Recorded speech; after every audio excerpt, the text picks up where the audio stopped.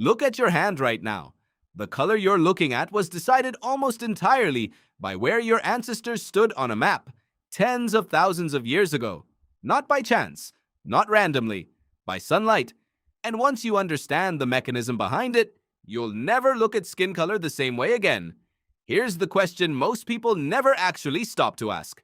Why does skin color vary so dramatically across human populations when every single human being on Earth belongs to the same species, shares the same basic biology, and descended from the same ancestors in Africa? The answer isn't culture. It isn't diet, at least not directly. It's a molecule called melanin, and a battle your body has been fighting against the sun for longer than you can imagine. Let's start with what melanin actually does. Melanin is a pigment produced by cells in your skin called melanocytes. Every human being, regardless of skin tone, has roughly the same number of melanocytes. What differs is how much melanin those cells produce and how it's distributed. More melanin means darker skin. Less melanin means lighter skin. That's it. That's the entire visible difference boiled down to one variable. But why would evolution favor more melanin in some places and less in others? This is where the story gets genuinely fascinating, and where you have to think like your body has been thinking for 200,000 years. Imagine you're standing at the equator in intense, direct, near constant sunlight. Ultraviolet radiation from the sun is powerful here. Too powerful. Ultraviolet rays can penetrate skin and damage the DNA inside your cells. Over time, this damage causes mutations. Some of those mutations lead to skin cancer. But there's a more urgent problem, one that matters even more for survival and reproduction. Your body needs a vitamin called folate. Folate is essential for cell division, and it's absolutely critical during pregnancy for the healthy development of a fetus's neural tube, the structure that becomes the brain and spinal cord. Here's the problem. Ultraviolet radiation destroys folate in your bloodstream. If you're living under intense sun without protection, your folate levels can drop dangerously low, increasing the risk of severe birth defects. This is where anthropologist Nina Jablonski's research becomes essential to understanding this whole picture. Jablonski spent decades studying the relationship between skin pigmentation and ultraviolet radiation across the globe, and her work reveals something remarkable. Melanin acts like a natural, built-in sunscreen. Darker skin, with more melanin, blocks more ultraviolet radiation before it can destroy folate or damage DNA. In regions near the equator, where UV radiation is intense year-round, natural selection favored people who produced more melanin because they protected their folate levels and had healthier pregnancies. Generation after generation, populations near the equator became darker-skinned, not by choice, but because it kept more babies alive and healthy. Now take yourself somewhere completely different. Imagine you live far from the equator, somewhere like Scandinavia or Northern Europe, where sunlight is weak, especially for much of the year, and the sun sits low in the sky even at midday. Here, the danger flips completely. Now the problem isn't too much ultraviolet radiation, it's too little. Your skin doesn't just protect you from the sun. It also uses ultraviolet radiation to produce vitamin D.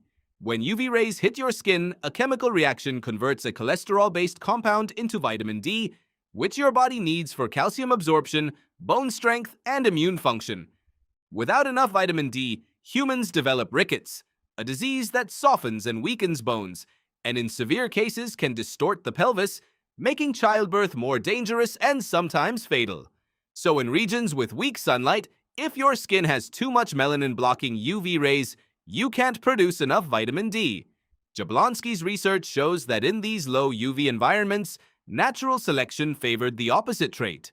Lighter skin, with less melanin, allowed more ultraviolet radiation to penetrate and trigger vitamin D production.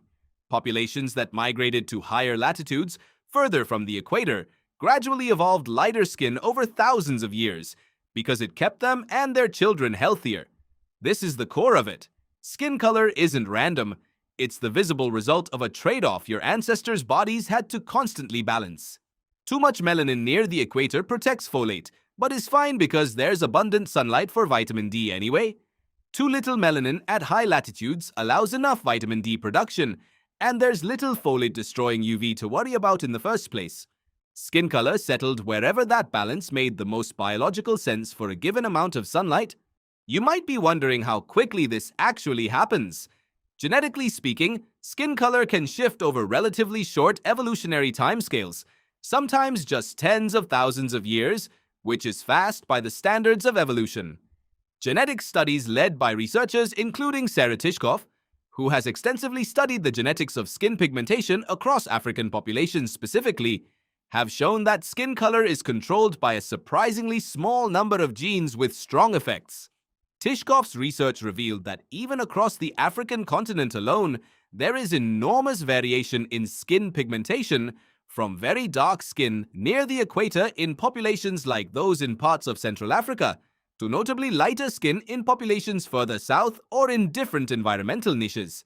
This tells you something crucial. Skin color adapted independently, multiple times, in response to local sunlight conditions, not as a single fixed racial trait, but as a flexible biological response that evolution reshaped again and again wherever humans settled. This is also why skin color is a terrible way to categorize human populations into broader biological groups. Populations with similar skin tones can be genetically quite distant from one another, having evolved that pigmentation independently because they lived under similar sunlight conditions, not because they share close ancestry.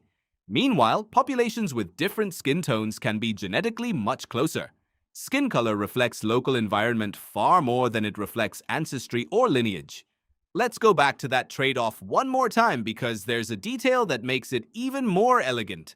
Notice that women's skin, on average, tends to be somewhat lighter than men's skin within the same population. Jablonski's research offers an explanation rooted in the same vitamin D and folate logic. Women need higher calcium reserves during pregnancy and lactation, so slightly lighter skin, allowing slightly more vitamin D production, may have offered a reproductive advantage. Your body isn't just responding to geography, it's responding to the specific demands of reproduction within that geography. There's one more piece worth sitting with. Human populations haven't stayed in one place. Migration has happened constantly throughout human history, and it's still happening today. When populations move to environments with different sun exposure than their ancestors experienced, that ancient evolutionary pressure doesn't just disappear. It's why people with ancestry from high UV regions who move to low UV regions today often need to actively monitor their vitamin D levels, sometimes requiring supplements, because their skin is still calibrated for a different amount of sunlight than the one they currently live under. And it's why people with lighter skin who spend excessive time in intense sunlight face a higher risk of skin damage and skin cancer, because their skin evolved for environments with weaker UV exposure. So when you look at your own skin color, or anyone else's, what you're really looking at is a map. A map drawn not by culture or by choice, but by thousands of generations of ancestors, each one living under a specific intensity of sunlight, each one needing enough vitamin D to keep their bones strong, and enough folate protection to keep their children developing safely. Every skin tone on Earth today represents a solution to that same basic problem, solved slightly differently depending on exactly how much sun a group of ancestors happen to receive. Look at your hand again. That color isn't about who you are.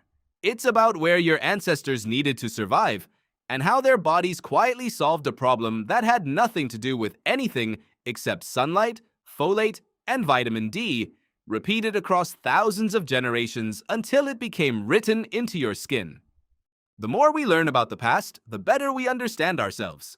If this video sparked your curiosity, don't forget to like, subscribe, and follow Phoenix Primeval for more fascinating stories from history, science, and human evolution. Thanks for watching.